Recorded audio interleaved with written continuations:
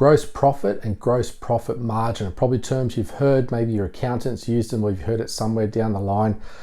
I think it's really important for a business owner to understand the value of looking at what your gross profit is and establishing that gross profit margin. Now, this is really based on a snapshot of a particular part of your business. It doesn't really encompass the whole range. And where this is best utilized is to look at what the real profit margin is of a particular product or service.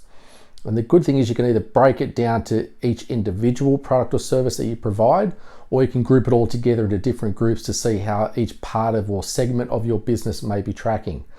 Now, the gross profit is made up of looking at your revenue or the income from that product or service, and we deduct the cost of the goods or the cost of delivering that service, and that's going to give us our gross profit, a general number that we'll work with. Now, your cost of goods are direct cost of that product or service. It doesn't take in like salaries and things like that from the outside, or marketing costs or anything operational wise or overhead wise from that aspect. We want to look at what the actual cost of that producing that product or delivering that service is, and that could be things from materials that you need to use, the labor to either manufacture it, put it together, or whatever you're going to do in that sense, any shipping costs involved with that, the time that you spent with a client, say as a consultant, or even in general, your time you have to spend with that client to initiate that product or service, and any direct equipment that's involved with it. So we want to stay on what are those costs of goods for that specific product. And like I said, we can break it down to each product or service that you do if you do multiple products and services, so you can really see what's working well for the business, what is it really bringing in, and what savings can we make to move forward.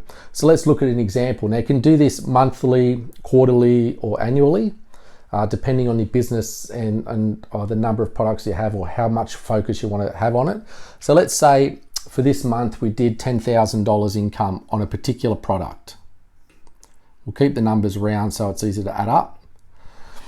And let's say we've done our numbers, we've looked over here and we've established that it's a $8,000 cost to deliver that product or service, which means that our gross profit for that particular item is $2,000, right? So we've got how much we've sold and what we've brought in from it, the cost of us to make or deliver that. So we've got $2,000 left. Now, when we look at our gross profit margin, that gives us a percentage to work off. Right, and the formula is basically this. It's your gross profit, which is our $2,000, and we divide that by our total revenue, which is $10,000, and then we times it by 100, because that's how we get up to our percentages, and we know that that equals 20%. So our gross profit margin on this particular product is only 20%. Now, the advantage of that is we can now look at, well, let's have a look at the cost of these goods. Where can we save? Where can we maybe do things differently with the materials, choose different materials, choose different labor? And how can we bring that cost of goods down? Because that's our aim. We want to bring the cost of the goods down so we increase our gross profit at the end. So let's say we've rejigged it, we've had a look at it, we've made some savings, and we now can say that it costs us $6,000. Right, so now our gross profit is $4,000. Okay, and then when we substitute that into our formula, we now know that we are a 40% gross profit margin on that product. So it's now we've increased the value of that product. Now again, you can do that on multiple products, and what you might find is there might be one product or service that you're doing where your gross profit margin is really low. So let's say we looked at this and kept this as our original, and we said, well, this one's only making us 20%. But we look at the other 4 or 5 products we do, which are around the 50, 60% or 40%, maybe we drop this one off, we reallocate the resources that we have to bolster or build up these other ones that are making us more money, and now we have a more profitable business.